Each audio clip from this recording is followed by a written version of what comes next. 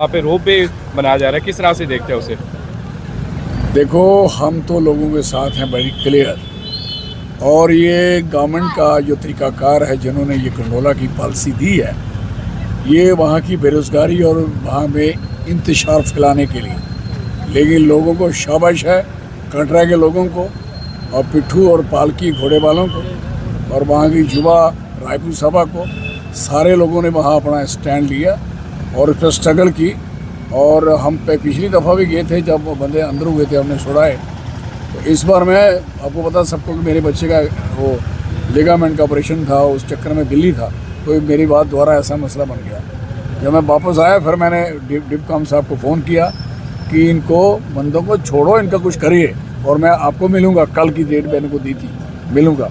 फिर जब मैं उन्होंने कहा मैं कर रहा हूँ कुछ, तो परसों ही उन्होंने विराट को छोड़ दिया, जैसे वो छोड़े थे, याद होना चाहिए। तो कहने का मकसद है कि ये इजायती है और हम थैंक्स करते हैं डूइंग कमीशन साहब का कि उन्होंने बड़े अच्छे तरीके से फैसला करके कर दिया, इंटरवीन किया।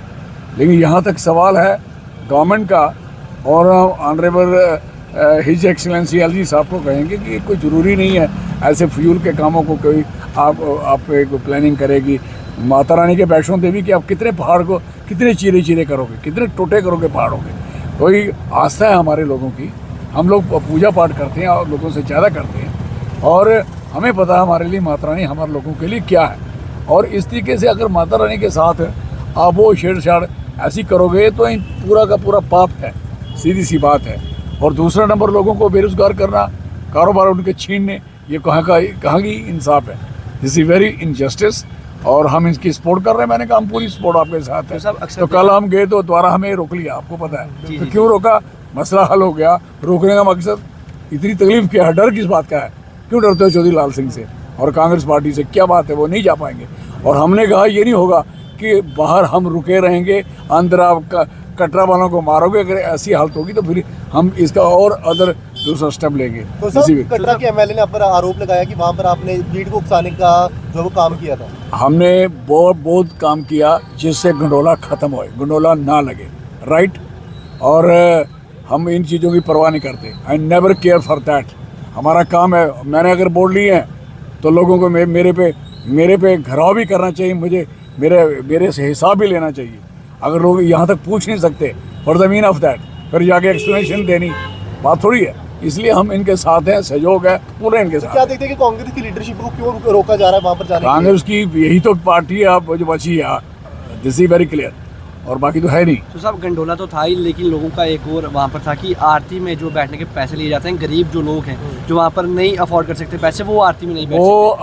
वो आरती तो गरीब आदमी की क्या, दरमियाना आदमी नहीं उस पैसे कर सकता जितने पैसे हैं। और ये सारा बिजनेस कर दिया है ना, व्यापार का अड्डा कर दिया है, और व्यापारियों को ख़त्म कर रहे हैं और अपना बिजनेस चला रहे हैं। चौधरी साहब, आखिरी सवाल रहेगा, क्या भाजपा पार्टी को ये हो गया कि अब आने वाले दिनों में ना तो हम सत्ता में आने वाले हैं, तो पहले से ही ऐसा षड्यंत्र रच देते हैं, पहले से ही अपने जो बाहरी राज्य के जो बिजनेसमैन हैं उन्हें यहाँ पर एस्टेब्लिश करें जी। आप देखिए, दो ब्रिज बनाने थे आपने, सड़क बनानी 4 लेन, तो 2 ब्रिज बनने थे, तो 2 ब्रिज, एक ब्रिज तो ऑलरेडी था नेशनल हाईवे पे, दूसरा ब्रिज बनाना चाहिए था ना।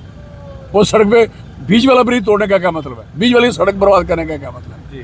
और इतने पैसे इन लोगों के नक तक इन्होंने उन ठेकेदारों को पूरा तसल्ली करा दी है जो इधर बाहर की कंपनियां लगी है। हमारे वाले यहाँ के ठेकेदार भूखे मार रहे हैं, कारोबार नहीं, काम नहीं, 50% पे नीचे काम कर रहे हैं। वो 200% 400% पे काम कर रहे हैं।